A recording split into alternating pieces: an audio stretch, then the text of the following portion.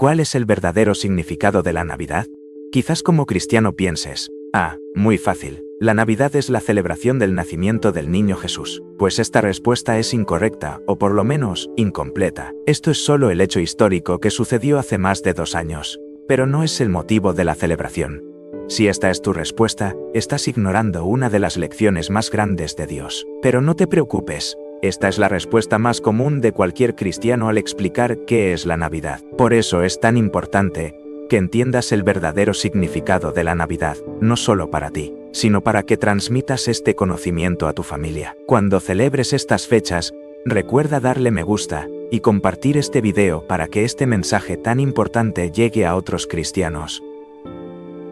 Si de verdad queremos saber el significado de la Navidad, tenemos que ir al lugar donde Dios lo explica, la Biblia.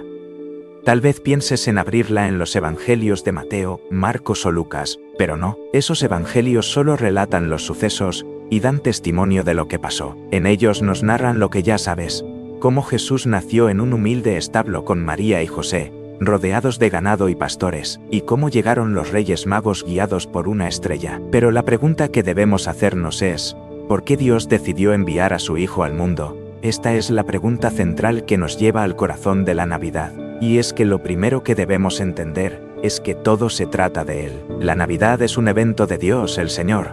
Ahora presta atención, la Navidad es el momento en que Dios, en su amor infinito, descendió del cielo a la tierra. ¿Por qué?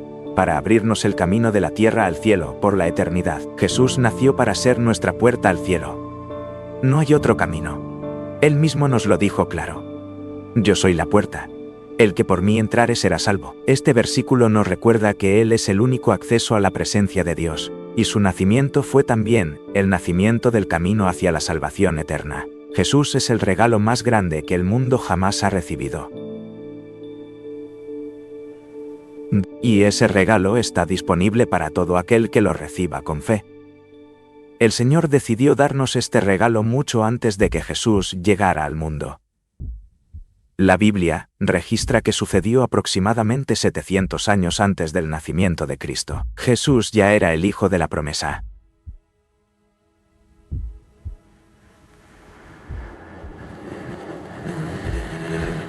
Uno de los anuncios más exactos proviene del profeta Isaías, quien proclamó, por tanto, el Señor mismo os dará señal. He aquí que la Virgen concebirá y dará a luz un hijo, y llamará su nombre Emmanuel. Emmanuel significa Dios con nosotros, y este título resume perfectamente el milagro de la encarnación, Dios dejando su gloria para habitar entre los hombres. Esta profecía no era un simple anuncio, era una promesa de esperanza para un pueblo que vivía en tiempos oscuros. Isaías también habló sobre quién sería este niño y qué significaría su llegada. En Isaías 9, leemos, porque un niño nos es nacido, hijo nos es dado, y el principado sobre su hombro, y se llamará su nombre admirable, consejero, Dios fuerte, Padre eterno, príncipe de paz. Lo dilatado de su imperio y la paz no tendrán límite. Y no fue solo Isaías. Miqueas predijo el lugar exacto donde nacería el Mesías. Pero tú, Belén Efrata, pequeña para estar entre las familias de Judá, de ti me saldrá el que será Señor en Israel, y sus salidas son desde el principio, desde los días de la palteracia. De una vez andovea, eternidad. Esto confirma que el nacimiento de Jesús no fue un accidente ni un evento aislado, sino un plan divino perfectamente orquestado. Estos anuncios no solo hablaban del nacimiento de Jesús, sino también de su propósito. El profeta Isaías describió con detalles impactantes el sufrimiento del Mesías. Despreciado y desechado entre los hombres, varón de dolores, experimentado en quebranto, Él fue herido por nuestras transgresiones, molido por nuestras transgresiones, molido por nuestros pecados. El castigo de nuestra paz fue sobre Él, y por su llaga fuimos nosotros curados. Este Salvador no solo vendría al mundo, sino que se ofrecería como sacrificio para redimir a la humanidad. Lo más asombroso de estas profecías es su cumplimiento exacto en la persona de Jesús. Cada detalle se cumplió perfectamente. Jesús nació en un pueblo insignificante, en un establo rodeado de animales, con olor a heno. En lo más humilde nació el más grande. Dios quería demostrar que su reino no opera bajo los parámetros del poder y la riqueza terrenal. Quería mostrar que su amor no está reservado para los poderosos ni los perfectos. Está disponible para todos. Desde el principio, Jesús identificó su misión con los humildes, los despreciados, los olvidados. Su llegada fue un mensaje silencioso pero poderoso.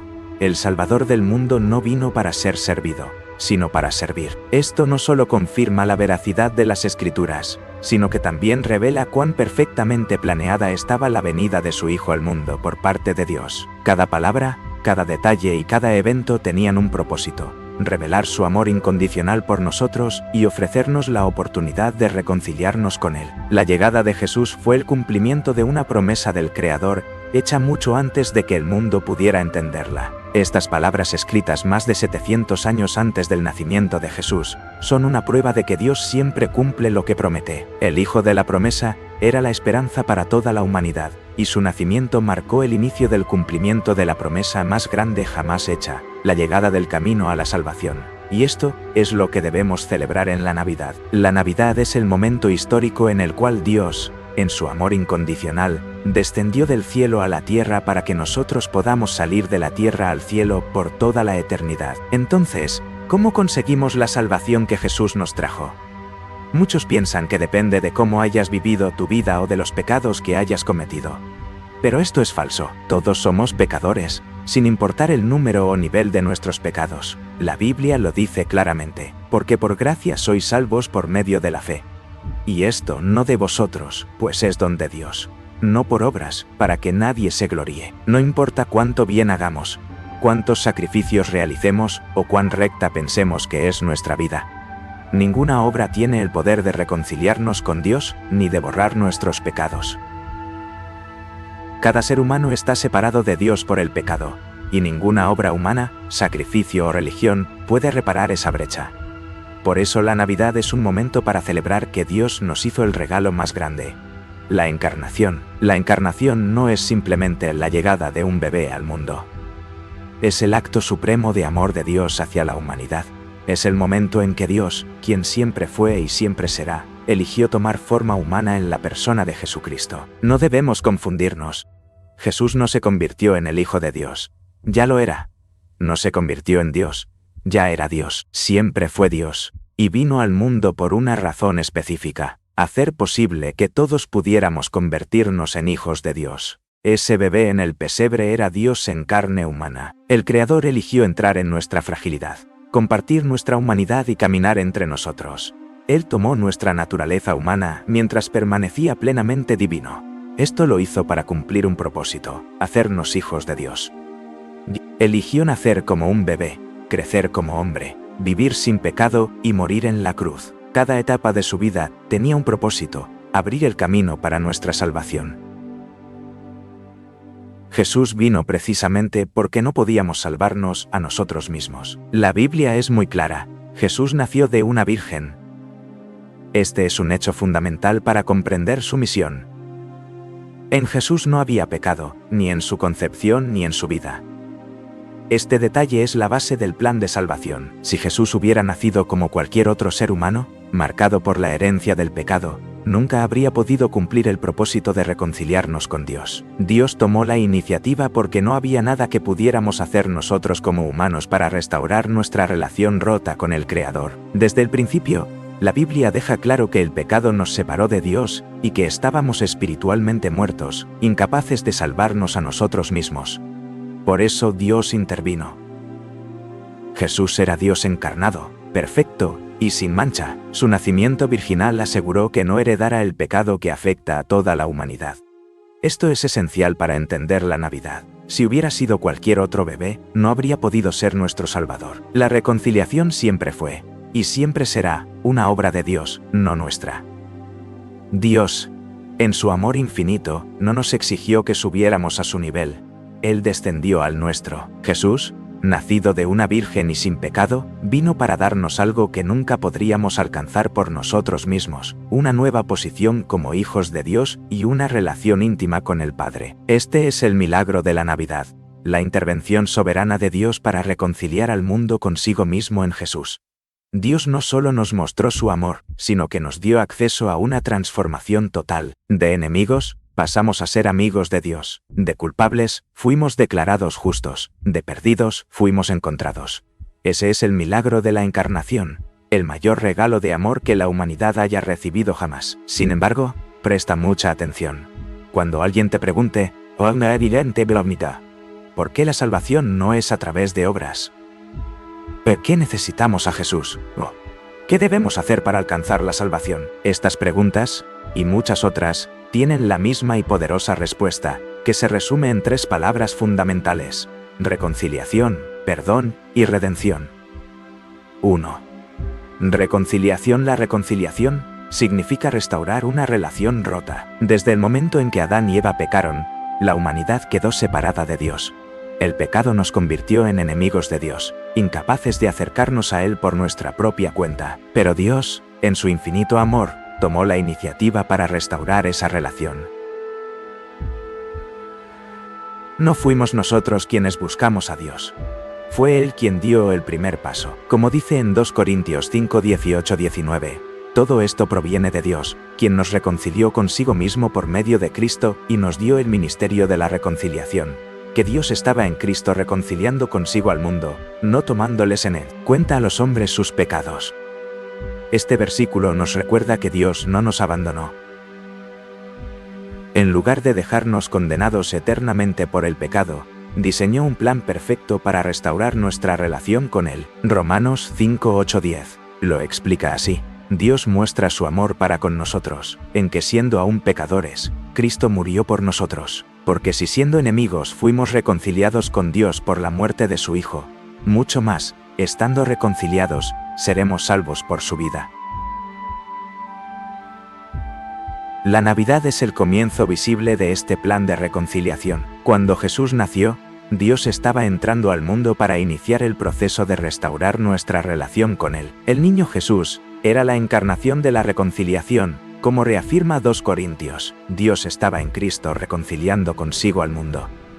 En la cruz, Jesús eliminó la barrera del pecado, abriendo el camino para que volviéramos al Padre. Gracias a Él, la reconciliación no tiene límites, abarca todo tiempo, todo lugar y a toda persona.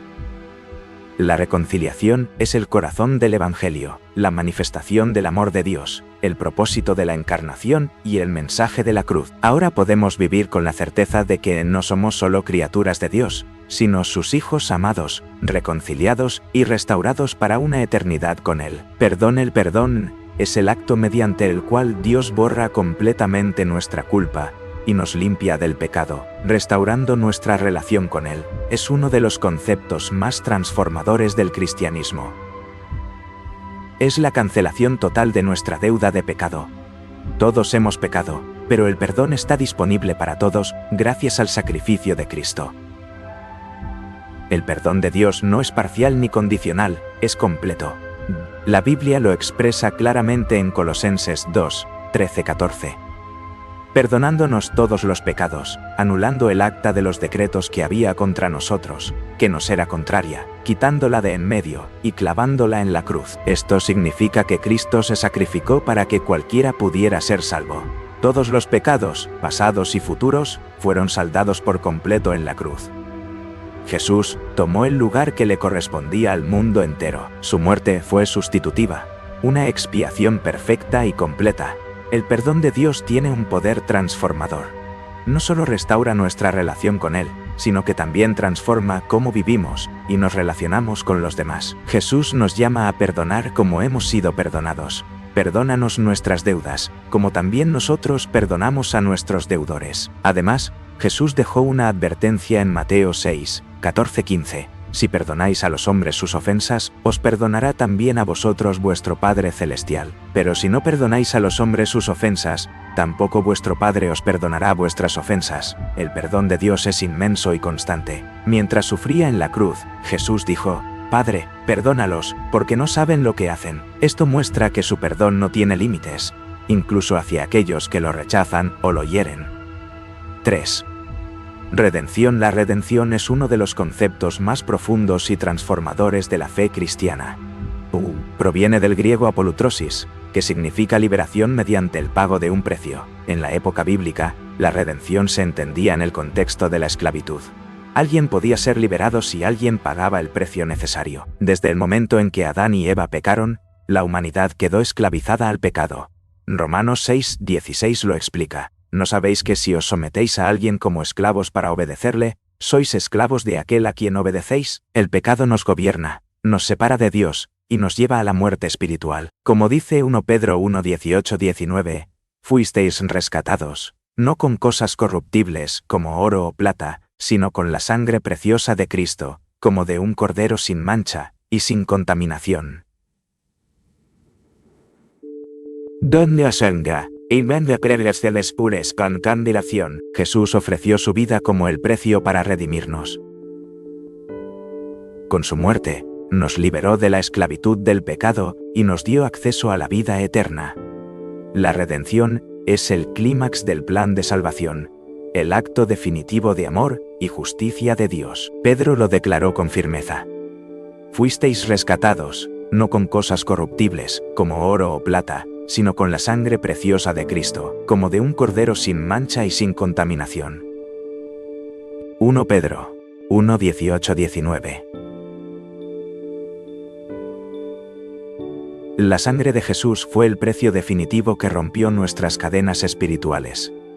En la cruz, Jesús cargó con el pecado de toda la humanidad. Esto significa que el precio de todos nuestros pecados, pasados, presentes y futuros, fue pagado por completo. Nuestra identidad ya no está definida por el pecado, sino por nuestra relación con Cristo.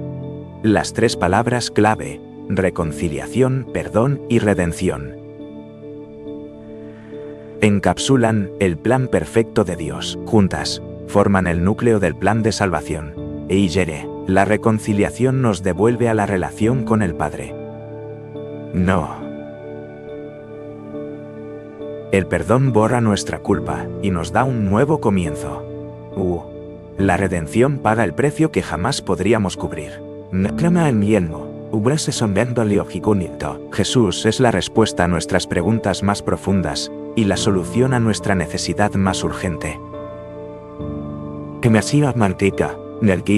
Veno para reconciliarnos con Dios, ofrecernos su perdón y redimirnos del pecado. La salvación. Un regalo inmerecido. La salvación no es algo que podamos ganar. Es un regalo que debemos recibir con fe y gratitud. Todo está en Él. Sin perdón, seguimos culpables. Sin redención, seguimos esclavizados. En Jesús, encontramos todo esto en un solo acto perfecto de amor y gracia. ¿Qué significa creer en Jesús? Creer en Jesús no es solo aceptar intelectualmente que existió. Implica, 1. Reconocer quién es Jesús, el Hijo de Dios, nacido de una virgen, enviado para pagar la deuda de pecado de toda la humanidad. 2. Aceptar su sacrificio. Su muerte no fue simbólica, sino el pago total y definitivo por todos nuestros pecados. 3. Confesar y arrepentirse. Reconocer nuestros pecados, arrepentirnos de ellos y entregarle nuestra vida por completo. Quien murió en la cruz no fue un hombre común, ni siquiera un profeta, sino Dios encarnado. Su muerte fue sustitutiva. Jesús tomó nuestro lugar, sufrió lo que merecíamos y pagó el precio completo. Transformación a través de la fe. Cuando confesamos, creemos y nos rendimos, nos convertimos en hijos de Dios. Este es el milagro de la salvación. En Peye, pasamos de estar separados de Dios a ser parte de su familia. De enemigos espirituales, nos convertimos en hijos amados. De esclavos del pecado, a ser libres en Cristo. De vivir en oscuridad, a caminar en su luz. Como dice 2 Corintios 5:17, de modo que si alguno está en Cristo, nueva criatura es. Las cosas viejas pasaron, he aquí, todas son hechas nuevas. El espíritu de adopción. Al convertirnos en hijos de Dios, recibimos algo invaluable: una relación directa con nuestro Creador. Ya no somos extraños, sino miembros de su familia. Romanos 8:15 lo explica así. Pues no habéis recibido el espíritu de esclavitud para estar otra vez en temor, sino que habéis recibido el espíritu de adopción, por el cual clamamos, Abba, Padre. Este acto de fe nos da un propósito eterno. Vivimos para reflejar su amor y gracia al mundo, siendo embajadores de su reino y llevando el mensaje de salvación a otros. La seguridad del amor de Dios. Ser hijos de Dios implica vivir en la seguridad de su amor y cuidado. Sin importar cuán inciertas o difíciles sean las circunstancias, podemos confiar en que Dios está con nosotros, guiándonos y sosteniéndonos. Romanos 8, 38-39, reafirma esta verdad. Estoy seguro de que ni la muerte, ni la vida, ni ángeles, ni principados, ni potestades, ni lo presente, ni lo porvenir, podrá separarnos del amor de Dios, que es en Cristo Jesús, Señor nuestro. Nuestra vida ya no nos pertenece, sino a aquel que la compró con su sangre. El mandato de predicar el Evangelio, aunque Cristo murió por todos, no todos conocen esta verdad. Algunos la han rechazado deliberadamente, mientras que otros nunca han escuchado el nombre de Jesús. Jesús murió por el mundo entero, y el mundo entero puede ser salvo. Pero esto solo será posible si conocen la verdad. ¿Cómo podrán creer si no escuchan? Nuestro deber como creyentes es claro: llevar el Evangelio al mundo entero. Debemos hablar, predicar, proclamar, cantar e imprimir el mensaje de salvación, asegurándonos de que la verdad de Cristo llegue a cada rincón de la tierra. Jesús lo dejó claro en Juan 14:6. Yo soy el camino, la verdad y la vida. Nadie viene al Padre sino por mí. No hay ambigüedad en sus palabras. Jesús es el único camino a Dios, el único medio de reconciliación y el único Salvador. Conclusión: este es el milagro más grande de todos. Que el Creador del universo nos llame suyos, no por lo que hemos hecho, sino por lo que Jesús hizo en nuestro lugar.